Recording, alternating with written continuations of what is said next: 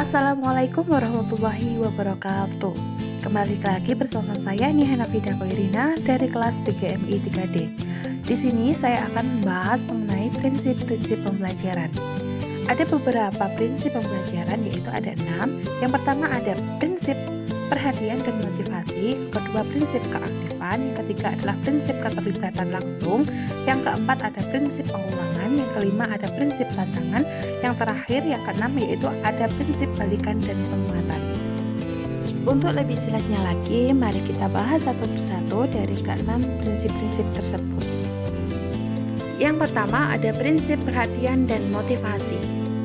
Prinsip perhatian mempunyai peranan penting dalam kegiatan pembelajaran. Perhatian terhadap pelajaran akan timbul pada peserta didik apabila bahan pelajaran yang digunakan sesuai dengan kebutuhan. Selain itu, motivasi juga memiliki peranan yang sangat penting dalam kegiatan belajar.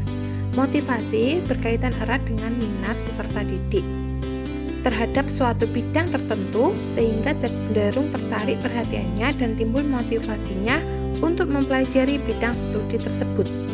Motivasi juga dapat diartikan sebagai tenaga pendorong atau penarik yang menyebabkan adanya tingkah laku ke arah suatu tujuan tertentu. Jadi agar pembelajaran sukses harus adanya motivasi pada peserta didik, baik itu motivasi internal atau eksternal. Selanjutnya yang kedua adalah prinsip keaktifan. Dimyati dan Mujiono mengatakan bahwa belajar hanya dialami oleh peserta didik itu sendiri. Peserta didik adalah penentu terjadinya atau tidak terjadinya proses belajar. Hal ini menunjukkan bahwa belajar tidak bisa dipaksakan atau dilimpahkan kepada orang lain. Belajar hanya mungkin terjadi apabila anak aktif mengalaminya sendiri. Guru hanya merangsang keaktifan peserta didik dengan menyajikan bahan pelajaran. Selanjutnya yang ketiga yakni prinsip keterlibatan langsung. Prinsip keterlibatan langsung merupakan hal yang penting dalam pembelajaran. Pembelajaran sebagai aktivitas mengajar dan belajar, maka guru harus terlibat langsung, begitu juga dengan peserta didik. Prinsip keterlibatan langsung mencakup keterlibatan langsung secara fisik maupun non-fisik. Prinsip ini diarahkan agar peserta didik merasa dirinya penting dan berharga dalam kelas, sehingga dia bisa menikmati jalannya pembelajaran. Namun, keterlibatan langsung secara fisik tidak menjamin keaktifan belajar. Untuk dapat melibatkan peserta didik secara fisik, mental, emosional, dan intelektual, maka pendidik hendaknya merancang pembelajarannya secara sistematis, melaksanakan kegiatan pembelajaran dengan mempertimbangkan karakteristik peserta didik dan karakteristik mata pelajaran. Selanjutnya yang keempat adalah prinsip pengulangan.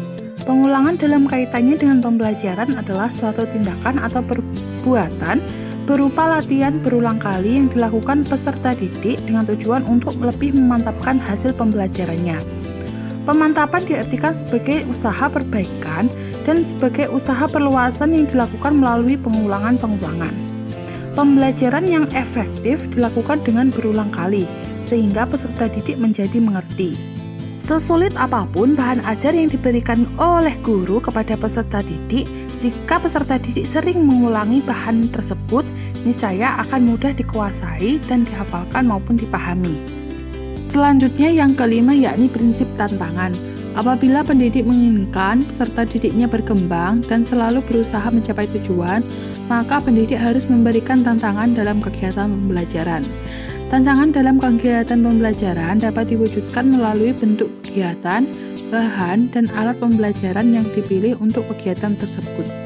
Dengan adanya tantangan yang dihadapi peserta didik dapat menjadikannya lebih bersemangat untuk mengatasinya.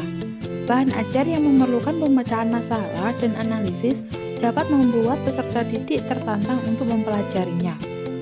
Terakhir adalah prinsip balikan dan penguatan. Prinsip belajar dan pembelajaran yang berkaitan dengan balikan dan penguatan ditekankan oleh teori operant conditioning, yaitu law of effect, bahwa peserta didik akan belajar bersemangat apabila mengetahui dan mendapatkan hasil yang baik. Itulah beberapa penjelasan dari prinsip-prinsip pembelajaran. Apabila ada kesalahan dan kekurangan, saya mohon maaf. Terima kasih. Wassalamualaikum warahmatullahi wabarakatuh.